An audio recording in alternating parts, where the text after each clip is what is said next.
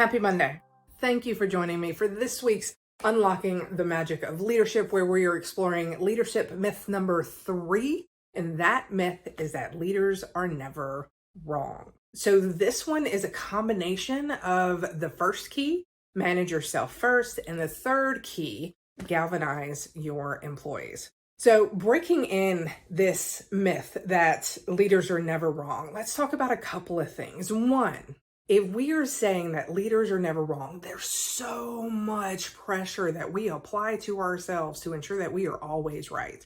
And what happens when we do this is if we do make a mistake, we either cover it up, we don't admit to it, we push it under the rug, we do things that may not align with our internal value so that we can keep this illusion that we are always right. If you've never had the joy of redoing a stockroom, it is thousands, literally thousands of items that you have to rearrange and move, and buckets based on SKU numbers, which are like 15 or 16 digit numbers. It's not a joyful process for most of us. I had assigned one of my cast members who was absolutely amazing at tasks like this to do it. And I gave her pretty specific instructions. She asked a couple of questions. I answered them a little bit shortly. She stopped asking questions. Fast forward a couple hours. She had been working on this for hours, was about halfway done, and I had a call with the project manager who was responsible for this project that was rolling out across all stockrooms, and realized that I had given my cast member the wrong direction. I had told her to do the wrong thing. So not only was I wrong, it was negatively impacting one of my cast members, and we were going to have to completely start over from scratch. But instead of being at point A, we're at like point negative M, because half the stockroom was already rearranged wrongly and the other half was not yet. I stood there in my office looking at the mirror that was in there, thinking to myself, like, how could you do this? I was so upset with this. And then there was no getting out of it. There was no way to avoid saying I messed up. And so I go to the cast member and I explain the situation. And I'm like, I'm so sorry. If you don't want to do this anymore, let me know. I'll find somebody else. Like, you can yell at me. I'm so sorry. And she was looking down, and I'm thinking in my head, like, she's coming up with all of the reasons why she hates me. And she looked up and she says, okay, I just had to figure out what we were going to do. And this is what I need from you as my leader. And she asked some more questions and told me what she needed. I got her some assistance and we moved through it.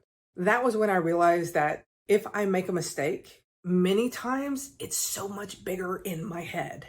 And that's part of the manage yourself first, the stories that we tell ourselves. We can take these negative outcomes that we see it in our head, but it hasn't played out yet, and we create the worst possible story. Now, was that cast member thrilled with me? No, let's face it. Next day, brought her lunch, did a whole bunch of things to make up for it, but it wasn't nearly as bad as what I was expecting. And so when we hold on to this concept of we can never be wrong, we build it up so much in our head that it ties up our mental resources and energy, and we're pouring all of this down that black hole of nothingness. And we're just pouring it in and getting absolutely no benefit from it.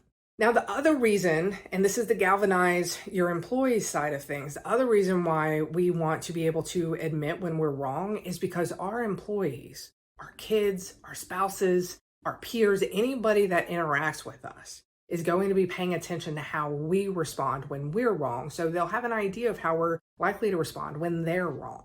And for our employees and our kids and those that look up to us for direction, they're going to know that this is the behavior that I need to model. And so if we never admit when we're wrong, we're not giving permission for those around us to admit when they're wrong. If we're really hard on ourselves when we're wrong, we're telling other people that we're going to be really hard on them when they're wrong. Whether that is true or not, that is the story that they're going to begin creating.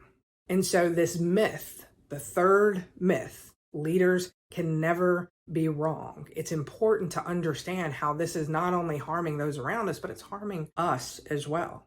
There's so much benefit to when you make a mistake, owning up to it, because then it gets it out of our head where we're not always the nicest to ourselves in our head.